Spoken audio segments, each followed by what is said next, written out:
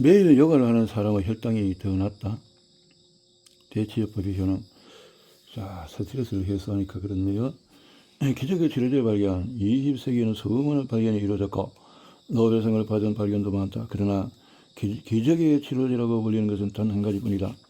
매우 예외적으로 이 물질이 처음 사용된 지 고작 2년 만에 벌써 노벨상이 수여되었다. 수많은 큰 발견처럼 여기에서도 우연이 결정적인 역할을 했다. 우연. 다른 말로 섭리. 예, 그렇죠. 1929년에 봄에 미국의 류머티즘 전문 헨치는 심각한 류머티즘 환자가 간질환의 환자를 치료한 후에 류머티즘 증상이 사라진 것을 발견했다. 당시에는 아직 류머티즘 치료법이 없었기 때문에 그는 이것에 관심을 쏟았다. 그 후에 몇 년 동안에 헨치는 다른 류머티즘 환자에게도 같은 현상을 확인했다. 그러나 간과 유사한 조직으로 류머티즘을 치료하려는 시도는 실패로 이어졌다. 한편 임신이나 수술 후에 류머티즘 증상이 감소하는 사례도 들어 있었다. 두 경우에 모두 혈중 스트레스 호르몬 수치가 상승했고 이것을 발견한 헨치는 신비한 물질 X를 수색하기 시작했다. 류머티즘 환자가 겪는 탈진 상태는 가성생 질환인 에디슨 환자들이 겪는 무기력증을 연상시켰다. 그래서 헨치는 가성생 호르몬 분리에 성공했을 뿐 아니라 당시의 부신 기능을 연구하던 생화학자 캔들과 손을 잡았다. 두 사람은 예기치 않은 지원을 받았다. 1940년에 미국이 2차 세계대전에 참전하게 되었다. 나치가 군인들의 스트레스 저항력과 용기를 높이기 위해서 동물의 부신 조직을 수집했다는 소문이 돌았다. 나치가 벤제드린을 사용했다는 사실이 나중에 밝혀졌다. 20년 후에 앤서니 이든이 총리직을 잃게 된 바로 그 약물이다. 부신이 없는 동물에게 스트레스가 치명적이라는 것이 여러 연구를 통해서 발견됐다. 따라서 연구자들은 이 분비샘에서 생산되는 호르몬이 스트레스를 방어해준다고 추측을 했고 그 후에 미국은 효과적인 스트레스 물질의 생산과 연구에 수백만 달러를 투자했다. 그렇게 헨치와 캔들은 수년 후에 부신 피질에서 생산되고 강력한 항염증 효과가 있는 코르티코스테로이드를 분리하는 데 성공했다. 이름도 복잡하네. 자, 가장 효과적인 류마티즘 치료제인 프레드니손의 성공은 무엇보다도 자의식이 높았던 여성 환자 덕분이다. 가드는 수년 동안 심한 류마티즘을 앓고 있었고 1948년에 헨치의 병동에 잠시 입원한 후로 그는 병을 치료하기 전에는 절대 병원에서 나가지 않겠다고 선언했고 인공적으로 생산된 스트레스 호르몬 콜티소 치료를 위한 실험지가 기꺼이 되겠노라고 고집을 했다. 치료 3일째에 벌써 기분이 좋아졌고 일주일 후에는 모든 문제에서 벗어났다. 다른 환자들도 이 약으로 치료를 받았고 모두의 효과가 있었다. 이것은 전 세계의 헤드라인을 장식했고 오늘까지도 우리는 많은 부작용에도 불구하고 다양한 질병의 코르티코스테로이드를 계속 사용하고 있다. 가드는 기적의 치료를 받은 지 6년 만에 사망했다. 그러니까 좋은데 역사를 일어나는데 아주 그래야 증상 치료는 좋은 것 같은데 조금 기간을 길게 하면은 몸이 그 때문에 망가진다는 거네요. 코르티손 과다 투여로 쿠싱 증후군과 매우 유사한 심각한 육체적 정신적 고통을 겪었다. 그러다가 죽었군요. 현재 세계 인구의 최대 4분의 1이 정기적으로 불안감과 우울감에 시달린다.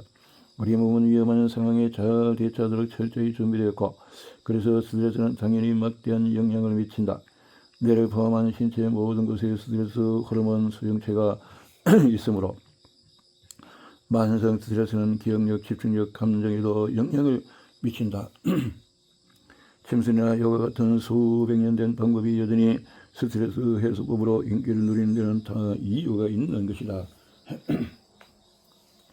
자, 그런데 이런 대체요법은 얼마나 효과가 있는 것일까?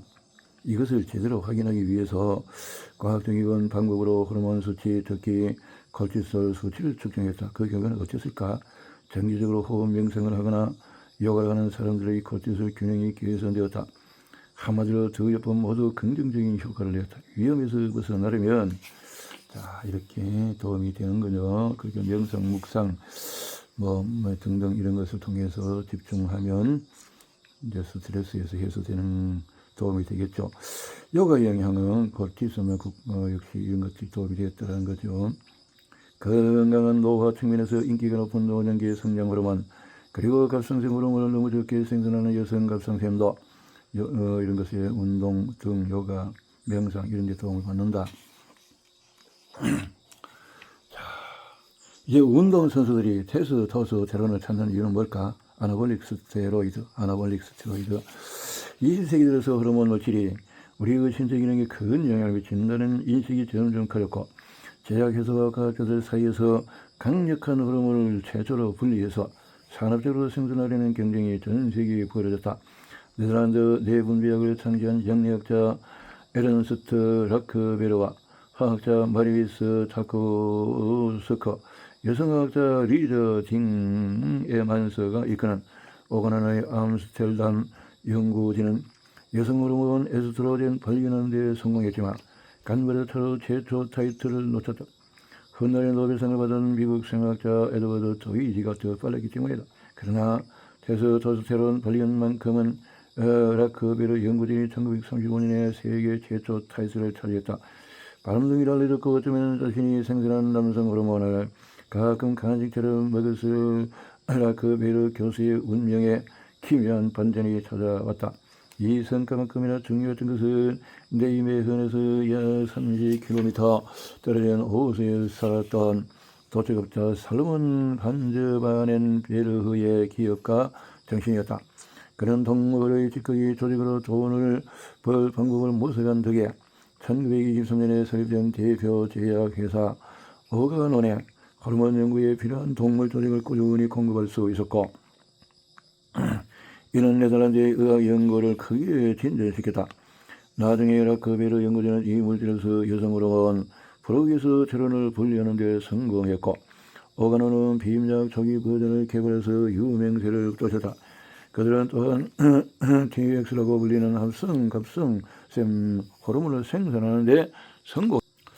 자, 그러나 헤드라인을 장식한 것은 테스토스테론의 대규모 생산이었다. 이 발견 덕분에 1935년경에 T-렉스가 생산될 수 있었다. 그러나 놀랍게도 1939년에 노벨상을 받은 사람은 유대인 라크베리가 아니라 성호르몬을 연구한 부테난트였다. 이 발견이 어떻게 가능했는지 이해하려면 1896년으로 돌아가야 한다. 오스트리아 생리학자 조스와 프리츠 프레글에 의해서 직접 자기 몸에 실험을 했는데, 이번에는 품질이 훨씬 개선된 용액을 사용했고, 그들은 동물의 고환 추출물 중에서 어떤 물질이 신체 기능을 개선하는지 아직 알지 못했지만, 강력한 운동과 고환 추출물 주사를 조합하면 장기적으로 유익한 효과를 있다는 것을 확인했고, 주사 전후에 피로 차이를 측정하기 위해서 그들은 이탈리아 생리학자 안젤로 모소가 고안한 기식 측정기인 에르고그래프를 사용했다. 이 측정기는 손가락 하나로 작은 무게추를 몇 번 연속으로 들어 올릴 수 있는지를 기록한다.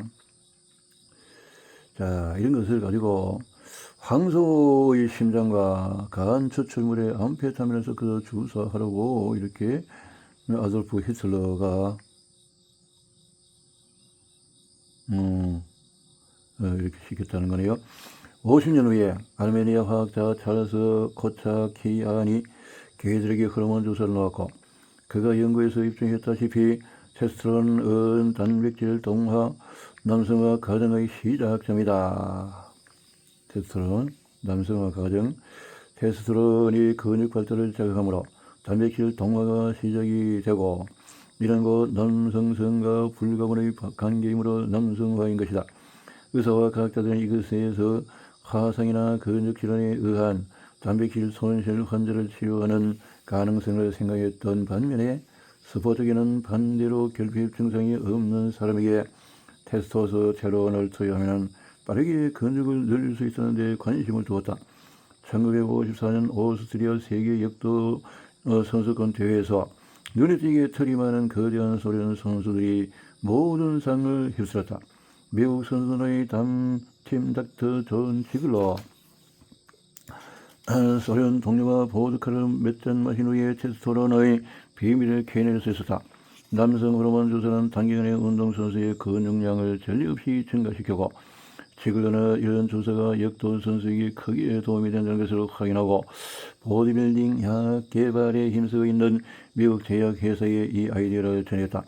장기간 힘들게 신체 활동을 하면 신체는 근육이 만들어지도록 돕는 코르티솔과 테스토스테론 같은 호르몬을 자연스럽게 생산한다. 새로이 개발된 주사제는 이런 효과를 더욱 높인다. 최근에는 자신과 역도 선수에게 첫 번째 버전의 테스토스테론 주사를 놓았고 실제로 좋은 결과를 얻었지만 그 약물의 부작용도 알게 되었다. 그의 선수들이 간 질환을 앓고 얼마 지나지 않아서 소련 선수들이 젊은 나이에 벌써 전립선이 너무 커져서 소변들을 다리게 되었음이 밝혀졌다. 게다가 선수들이 이 약물에 의존하는 것처럼 보였다. 최근의 의학적인 조언에도 불구하고 선수들은 계속해서 투여량을 늘렸다. 최근에는 곧 공개적으로 이 약물의 투여를 반대했고 초기의 도핑 시도로 생긴 심장질환으로 사망할 때까지 이 물질을 스포츠계에 도입한 것이 인생에서 가장 어두운 장면이었고 할 수만 있다면 이 장면을 가장 먼저 지우고 싶다고 고백을 했다.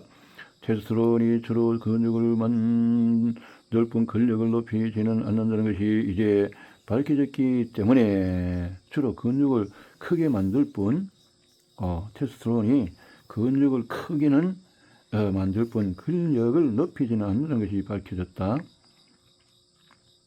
이 약물은 근육 크기와 근력만큼 중요한 아마추어 보디빌더들 사이에서 인기를 얻었다.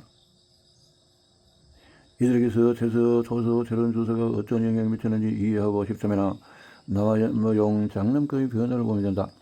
1960년 액션 피규어들 사이에서 G.I. 조는 여전히 라이트급이었지만 50년이 지난 지금은 거의 터질 듯한 이두박근을 가졌다. 이런 문화적인 이상이 각인된 미스터 유니버스의 모습 때문에 피트니스 센터에서 열심히 운동하는 보통 사람 10명 중에 1명이 더욱 많은 근육량을 향한 채워지지 않는 갈망에 힘들어한다. 호르몬제 대제를 투입하는 것이 매우 효과적이긴 하지만 위험이 없는 것은 아니다. 2014년의 조사에서 드러났듯이 이런 물질은 당장하는 운동선수는 30에서 40세의 조기 사망할 위험이 서너 배나 높다. 조기 사망. 무엇보다도 심장이 호르몬 과잉을 감당하지 못하는 것 같다. 같은 연령대의 일반인보다도 이런 운동선수들이 15배 더 자주 심근경색과 심부전으로 사망한다. 심근경색이 일어나네요.